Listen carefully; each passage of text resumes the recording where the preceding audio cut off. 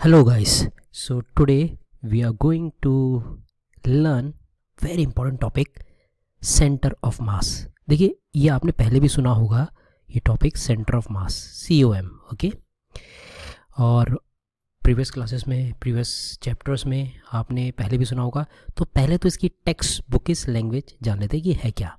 तो इसे डिफाइन किया जाता है ऐसे कि it is a point in a body. It is the point in a body where the whole mass of the body is considered to be concentrated.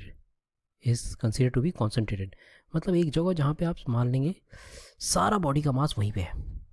ठीक है. अब आप सोचेंगे वाकई में ऐसी कोई पॉइंट होगा भी या नहीं होगा, या फिर हाइपोथेटिकल है ये पॉइंट. ठीक है. तो दूसरा सवाल आपके दिमाग में ये आना चाहिए, अगर है भी ये पॉइंट तो हम इसे पढ़ क्यों रहे हैं. वाई इसकी सिग्निफिकेंस क्या है भाई साहब, इसकी सिग्निफिकेंस क्या है. तो देखिए वो मैं आपको दो एग्जांपल के थ्रू समझाता हूँ. आप खुद समझ जाएंगे. तो फर्स्ट एग्जांपल, जैसे मान लीजिए देयर इज़ अ रॉड और आपने उसे हवा में फेंका. ठीक है. तो वो रॉड फेंका तो घूम भी रही है. ठीक है. तो मोशन कुछ इस तरह से हो रहा है उसका. ऐसे गई स्क्रीन पे आप देख के थोड़ा बहुत अनुमान लगा लेंगे कि कैसा हो रहा होगा. ऐसे then it is also revolving, then it is going like this. Okay. Then again it is going like this. तो almost like this. Okay. So अब अगर मैं आपसे कहूँ मोटा मोटा ऐसे ही मोशन हो रहा होगा किसी भी पॉइंट, मान लीजिए इस पॉइंट का, इसके किसी भी पॉइंट का मोशन क्या रहा होगा इस पॉइंट का. तो यार आप कहेंगे ये तो बड़ी अजीब सी बात है ना. अगर इसकी ट्रेजेक्ट्री बनाने को कहूँ मैं तो वो बहुत मुश्किल हो जाएगा, क्योंकि ये सीधा भी जा रहा है और ऐसे भी जा रहा है. ठीक है. और ऐसे भी जा रहा है. ठीक है. तो इसकी ट्रेजेक्ट्री बनाना बहुत मुश्किल हो जाएगा. इसका पाथ कुछ अजीब सा ही दिखेगा आपको, घूमता हुआ. एक बार इमेजिन कीजिए, अगर मैं पूरा डायग्राम बनाऊंगा तो वैसे तो बना भी लूँगा पर इट वुड टेक टाइम, है ना. तो ऐसे ऐसे पेन को देखिए ऐसे जा रहा है, चिक चिक चिक चिक चिक चिक चिक चिक चिक चिक चिक चिक चिक चिक चिक. और मैं किसी पॉइंट को बोल रहा हूँ उसकी ट्रेजेक्ट्री बता रहा हूँ, उसका पाथ देखो या फिर बताओ क्या होगा. तो कैसा यार वो ऐसे भी जा रहा है और ऐसे ऐसे भी हो रहा है, अजीब सा बन गया. पर यहाँ पे भी एक पॉइंट है जिसे हम आसानी से सीख सकते हैं, जिसका मोशन बहुत आसान है. और वो पॉइंट है, देखिए ये, अगर मैं बोलूँ इस पॉइंट पे फोकस करो, आप सिर्फ इस पॉइंट पे फोकस करो, इसके सेंटर वाले पॉइंट पे. ओके. यूनिफॉर्मली डिस्ट्रीब्यूटेड बॉडी है, यानी कि इसके बीच वाले पॉइंट पे. और उसका मोशन को देखोगे अगर आपको, तो आपको दिखेगा वो सिर्फ प्रोजेक्टाइल ट्रैवल कर रहा है. तो it is only going in a projectile, इसका मोशन. और प्रोजेक्टाइल तो हम आसानी से पता लगा सकते हैं, है ना. प्रोजेक्टाइल तो हमने पढ़ रखा है, प्रोजेक्टाइल को पढ़ना हमें आता है, तो प्रोजेक्टाइल मोशन तो अपने को पता है. सो पहला इसका सिग्निफिकेंस ये है कि इसका मोशन बहुत आसान होता है. या तो स्ट्रेट लाइन होगा, या प्रोजेक्टाइल होगा, या सर्कुलर होगा. तीनों ही बहुत आसान मोशन है. तो द थिंग इज, पहला इंपॉर्टेंट पॉइंट है कि इसे इसके मोशन को स्टडी करना बहुत आसान है. मोशन को इसके मोशंस को स्टडी करना ईजियर देन अदर पॉइंट, काफ़ी ईजियर है, सिंपलर है. ओके. अब दूसरी बात, दूसरा एक और पॉइंट है इसमें. ठीक है. दूसरा पॉइंट ये है कि अगर मैं मान लो आपसे ये कहता कि आप उस बॉडी में आ जाइए, उस पेन में आ जाइए और उसके सेंटर ऑफ मास पे बैठ जाइए, उस रेफरेंस पे आ जाइए, सेंटर ऑफ मास पे बैठ जाइए. ठीक है. यहाँ पे बैठ जाइए और अब इस पॉइंट को ऑब्जर्व करिए. तो आपको कैसा दिखेगा, वही मोशन हो रहा है कि पेन ऐसे गया. ठीक है. तो आप उसके मोशन को देखो तो कैसा लगेगा आपको, सोचिए. हाँ, आपको लगेगा एग्जैक्टली ये सर्कुलर ट्रैवल कर रहा है, मतलब सर्कुलर में इसका पाथ है, तो ट्रेजेक्ट्री क्या हो जाएगी, सर्कुलर. तो यानी कि अगर मैं सेंटर ऑफ मास के फ्रेम पे आ जाऊँ तो दूसरे पॉइंट का मोशन क्या हो जाता है, और सिंपलर हो जाता है. स्टडी करना सिंपलर हो जाता है ना. सर्कुलर मोशन तो बहुत सिंपलर है. अगर हम सेंटर ऑफ मास पे बैठ जाते हैं तो दूसरे पॉइंट का motion is becomes very simpler and easier. So second point is, centre of मास के फ्रेम से, फ्रेम मतलब बस उसमें आप बैठ गए ऐसा समझिए. ठीक है. सेंटर ऑफ मास में आके अगर वहाँ से आप देखें, ऑब्जर्व करें अलग दूसरे पॉइंट्स का मोशन, तो मोशंस ऑफ अदर पॉइंट्स या अदर पार्टिकल्स, ठीक है, motions of other point in a body, motion of other points, ठीक है, मैं लिख रहा हूँ शॉर्ट हैंड में लिख रहा हूँ ताकि आप समझ जाइए। Motion of other points becomes easier, okay, becomes easier, second important point, okay. In fact अगर मैं आपसे कहूँ कि मान लो मैंने ये सिर्फ फेंका पेन को कहीं पे भी, और कहीं पे भी मैं पूछ रहा हूँ कि यार ये बताओ कि इस पॉइंट के कोऑर्डिनेट्स क्या होंगे, इस पॉइंट के कोऑर्डिनेट्स क्या होंगे, तो आप इसके कोऑर्डिनेट्स तो आराम से निकाल सकते हो, प्रोजेक्टाइल है, ट्रेजेक्ट्री पता है, equation of trajectory in a projectile motion आपको आसानी से पता है, तो एक्स और वाई के कोऑर्डिनेट्स आपको पता है हो सकते हैं, है ना।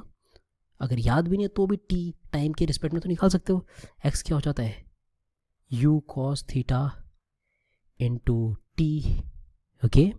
वाई क्या हो जाएगा, U sine theta minus half G T square, getting it. तो एक्स और वाई आपको आ गए, यानी कि किसके पॉइंट्स आ जाएंगे, किसके कोऑर्डिनेट्स आ जाएंगे, सेंटर ऑफ मास के कुछ टाइम बाद।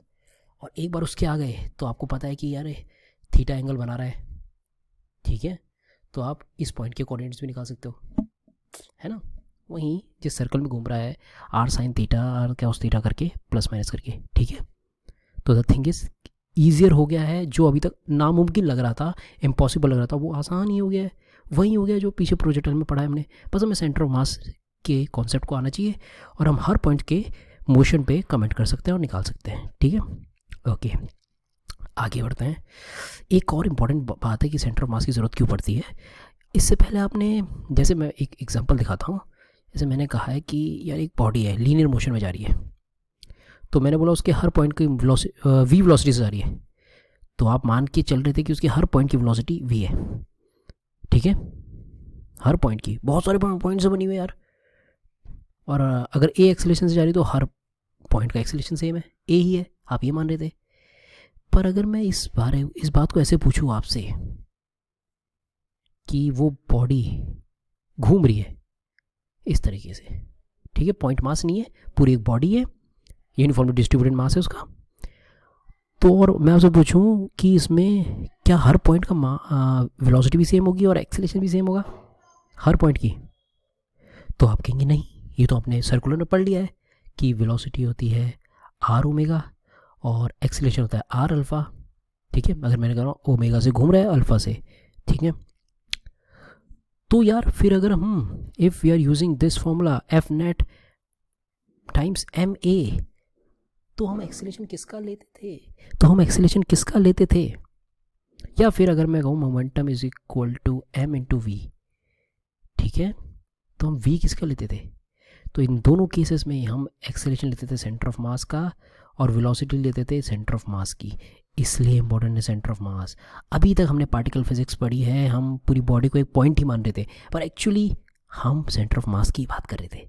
तो वही मैं कह रहा हूँ, सेंटर ऑफ मास इससे पहले भी हम कर चुके हैं, ओके। चलिए बहुत बढ़िया। अब देखिए क्योंकि एक पॉइंट है तो लेट्स सी किसे, आपका अगला सवाल होता है निकाले कैसे, किसी पॉइंट को लोकेट कैसे करें। तो किसी समझदार आदमी ने बता रखा है कि पॉइंट को लोकेट कैसे करेंगे, तो समझदार आदमियों ने बता रखा है कि सेंटर ऑफ मास के कोऑर्डिनेट्स अगर निकालना है आपको, तो देखिए एक तो कोऑर्डिनेट सिस्टम ले लीजिए, डिस्क्रीट मासेस की बात करें, मतलब अलग अलग मास, डिस्क्रीट सिस्टम की बात कर रहा हूँ मैं, डिस्क्रीट मास सिस्टम की बात, ओके। फिर डिस्ट्रीब्यूटेड करेंगे, यूनिफॉर्मली डिस्ट्रीब्यूटेड सिस्टम की बात भी करेंगे, नो प्रॉब्लम, सब सीख जाएंगे आप, घबराइए मत। तो डिस्क्रीट मास सिस्टम, जैसे मैंने कहा m1 ये रहा, m2 ये रहा, m3 ये रहा, so on, okay.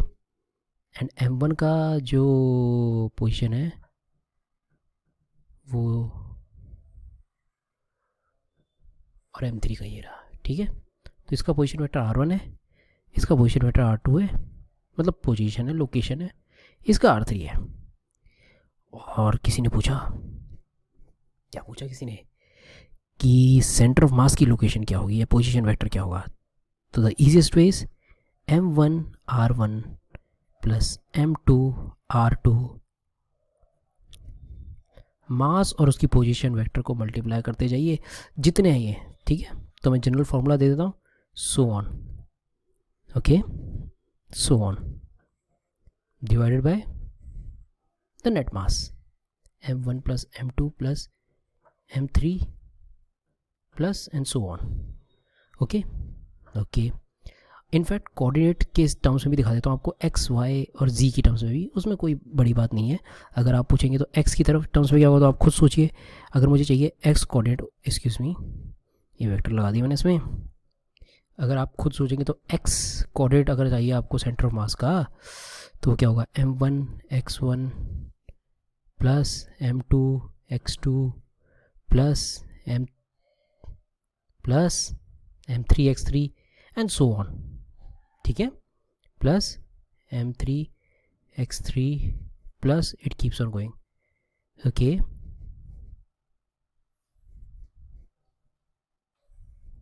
Divided by m1 plus m2 plus m3 so on.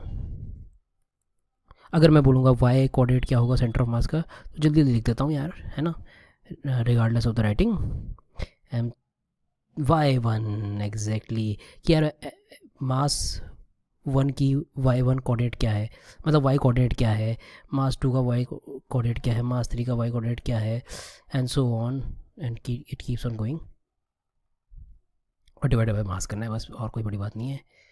आसान सी बात है, आसान सा फॉर्मूला है, इतना ही याद रखना आपको, ठीक है। बहुत चीज़ है इस पूरे चैप्टर में, अभी मतलब हार्ड कोर फिज़िक्स आप देख पाएंगे इसमें।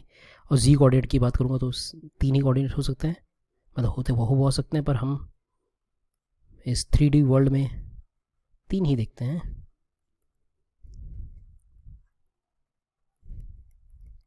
ठीक है जी।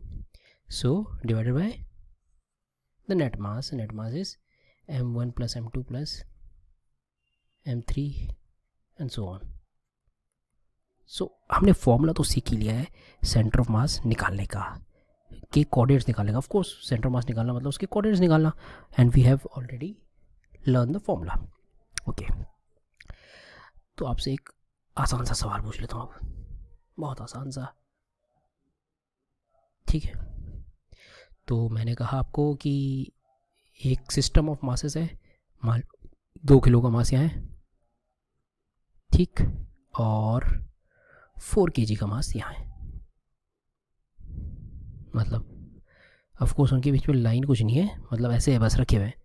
लाइन का मतलब था मैं उनके बीच का डिस्टेंस बताना चाहता हूँ, उनके बीच का डिस्टेंस है कुछ भी मान लो 6 मीटर है। तो मैं पूछूँगा इस सिस्टम ऑफ मासेस का सेंटर ऑफ मास कहाँ आएगा। अब सेंटर ऑफ मास के लिए सबसे पहले आपको ओरिजिन ढूंढना पड़ेगा, है ना। ओरिजिन कौन डिसाइड करता है, रेफरेंस, हम। तो मैं क्या डिसाइड करूँगा, मैंने भाई साहब यहाँ कर दिया, इजी बनाने के लिए करूँगा ना, सबसे इजी, या यहाँ मान लो 2 kg में 4 kg में मान लो, ताकि एक तो ज़ीरो हो जाए। सो सिर्फ एक्स कोऑर्डिनेट निकालना है मुझे, एक्स सी एम निकालना है, तो 2 × 0 प्लस 4 × 6 डिवाइडेड बाय 2 + 4 क्या आएगा, 24 डिवाइडेड बाय 6, हाँ 12 डिवाइडेड बाय 3, मतलब 4 आ गया, ठीक है, 4। आई होप आप समझ गए। 4 मीटर पे, कहाँ से 4 मीटर, 2 kg से, 2 kg से 4 मीटर की दूरी पे, 4 मीटर की दूरी पे ये आ जाएगा। देख लीजिए कैलकुलेशन, देख लीजिए सब सही है या नहीं, ठीक है। ये तो आसान सा था। अब एक कॉन्सेप्ट आपको सिखा देता हूँ, ओके, चलिए।